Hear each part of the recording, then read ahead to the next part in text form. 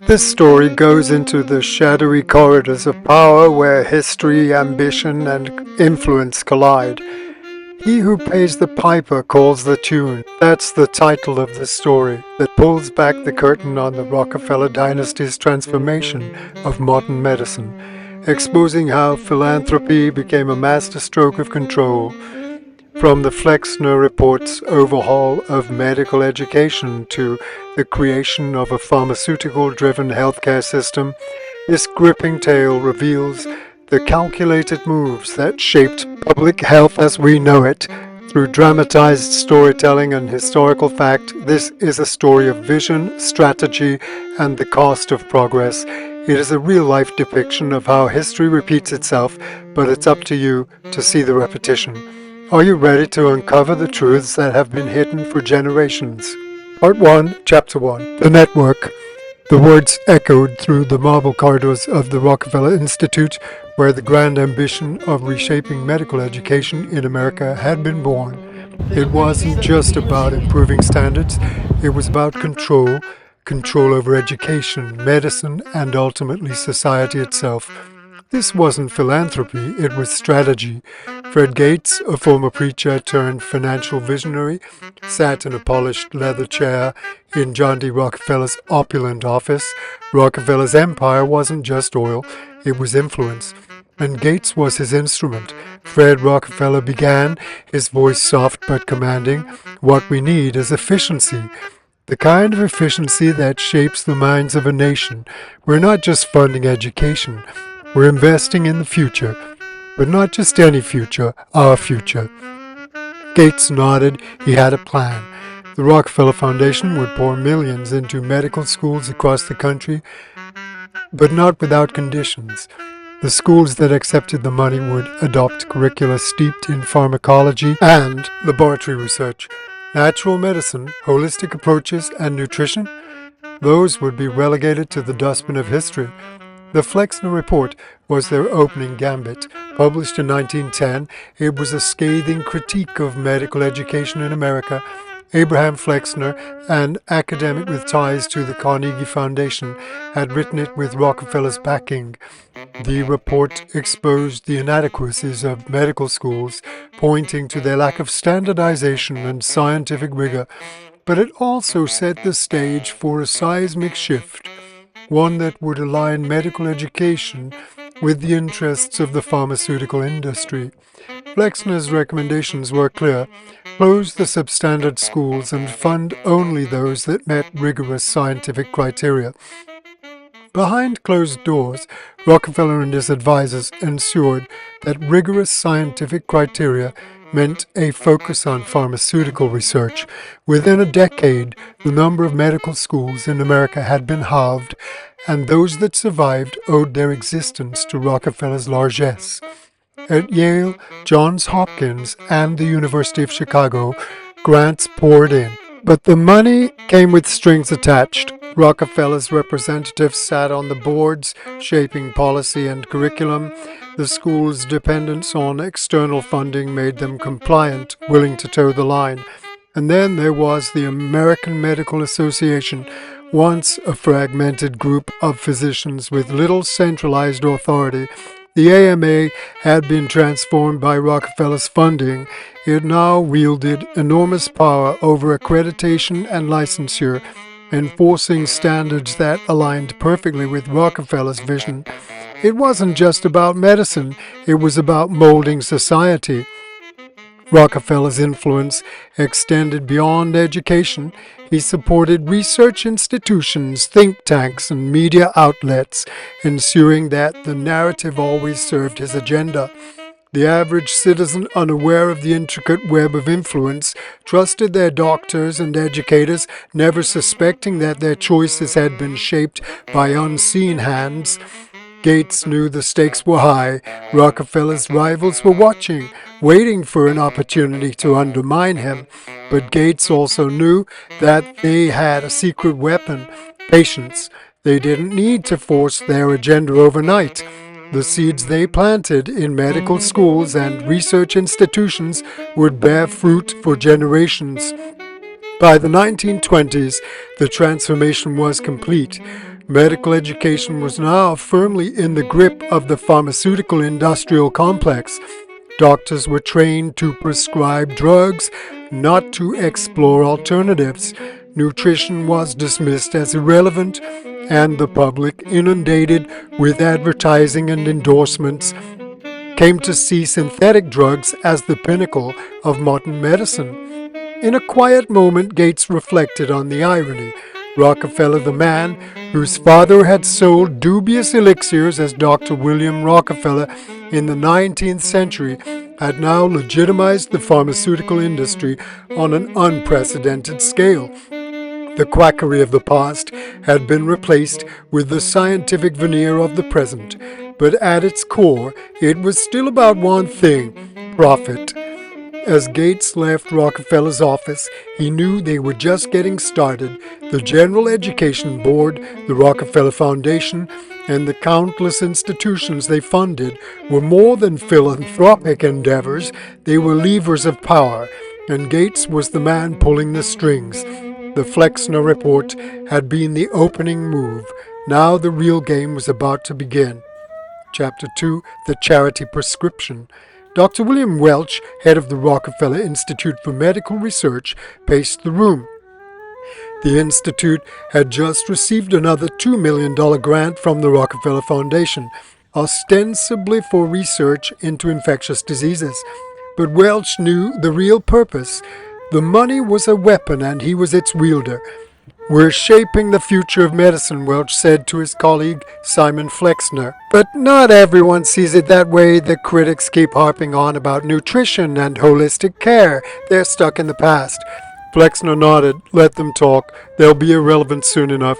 We control the schools, the research, and the narrative. The public trusts us. That's all that matters." The AMA Journal was their primary vehicle for disseminating information.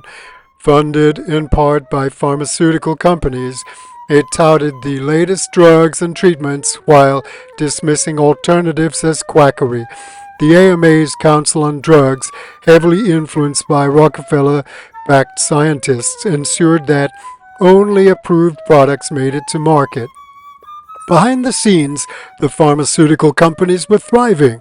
Patent laws and FDA regulations, both shaped by Rockefeller's allies, created an environment where competition was minimal and profits were astronomical.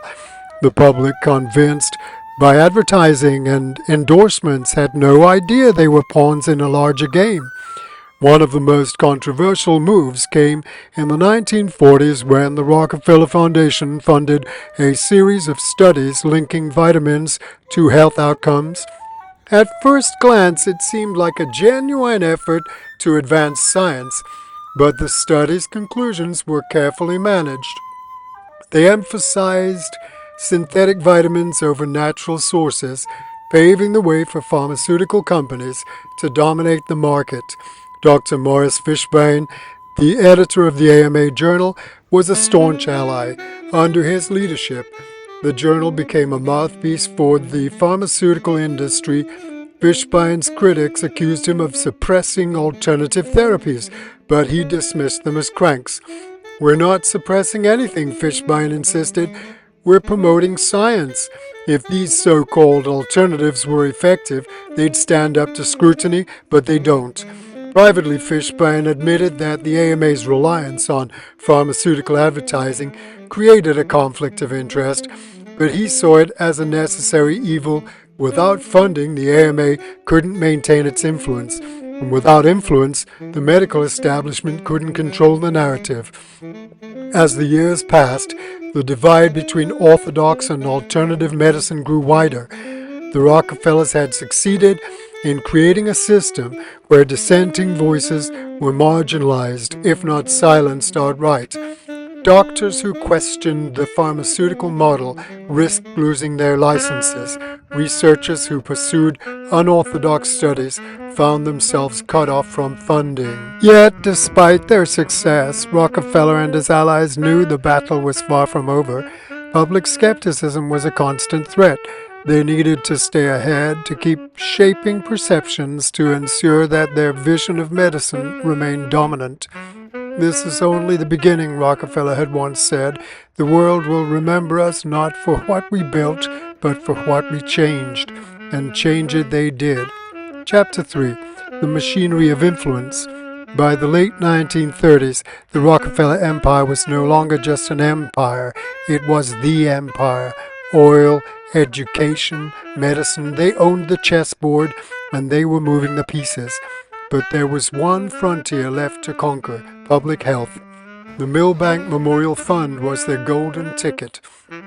On the surface, it was everything America loved: noble, altruistic, a beacon of hope in a nation still finding its way after the Great Depression.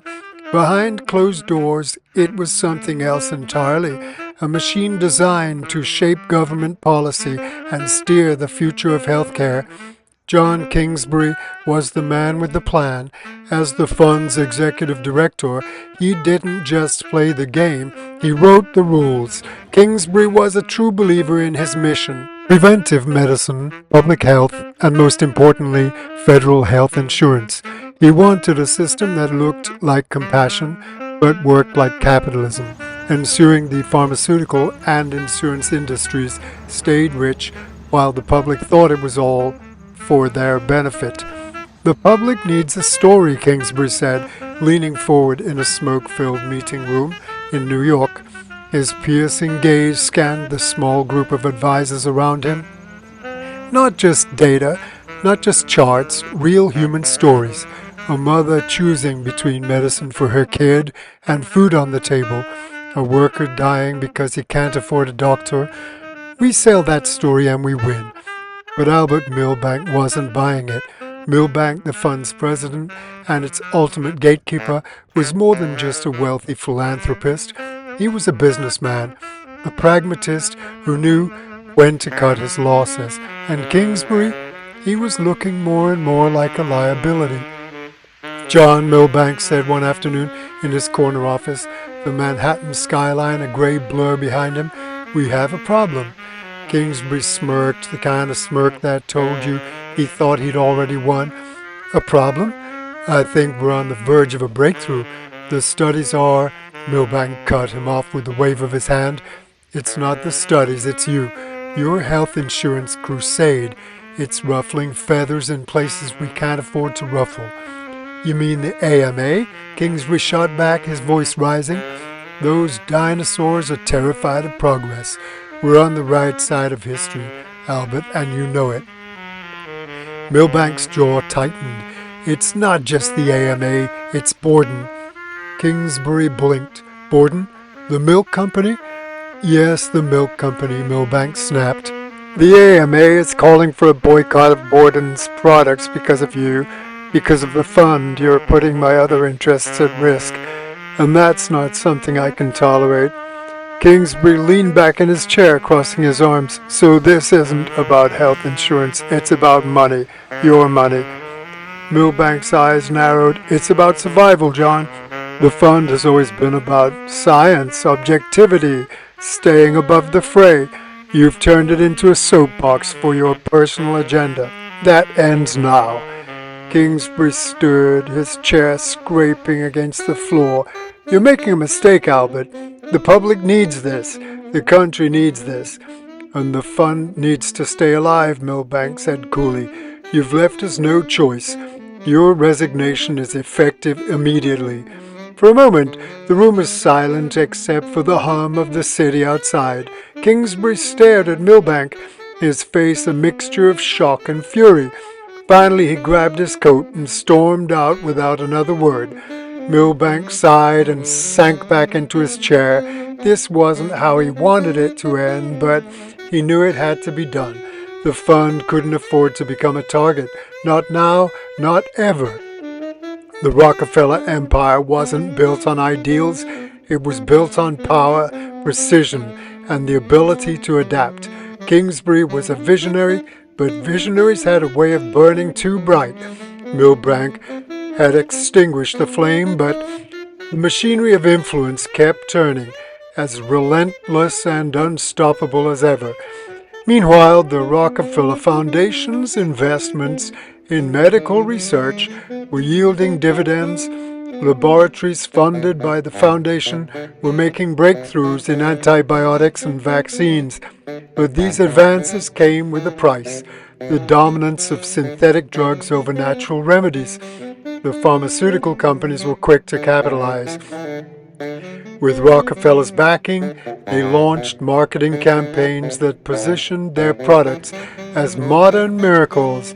Doctors trained in Rockefeller-funded schools prescribed the drugs without question.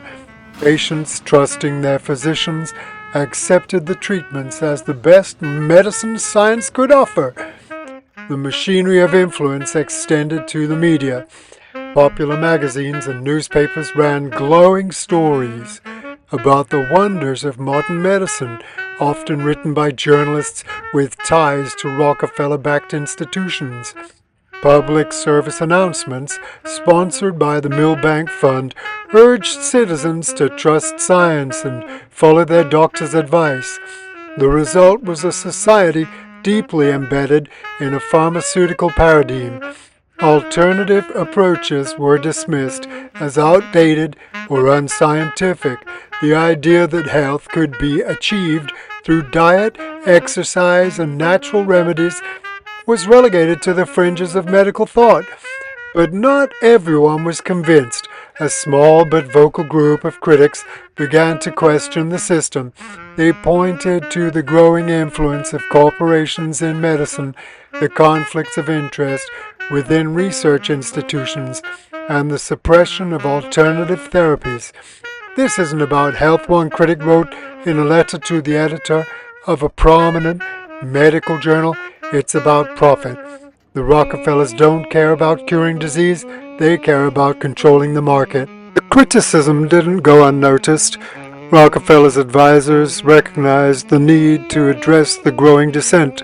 They launched a counter-campaign funding studies that reinforced the legitimacy of mainstream medicine and discredited alternative approaches. Public relations firms were hired to manage the narrative, ensuring that the critics were portrayed as fringe elements. For every dissenting voice, there were 10 more singing the praises of Rockefeller-funded initiatives. The machinery of influence was relentless, and it showed no signs of slowing down. Chapter 4. The Council of Power. In June 1946, a closed-door meeting took place at the Waldorf Astoria in New York City called the International Health Conference. The attendees included some of the most powerful representatives from 61 nations: business magnates, university presidents, and government officials. At the head of the table sat David Rockefeller, the youngest of John D. Rockefeller Jr.'s sons and the future face of the family dynasty. "Gentlemen," David began, his voice calm but authoritative, "our influence has grown beyond even my grandfather's wildest dreams. But we cannot afford to rest on our laurels.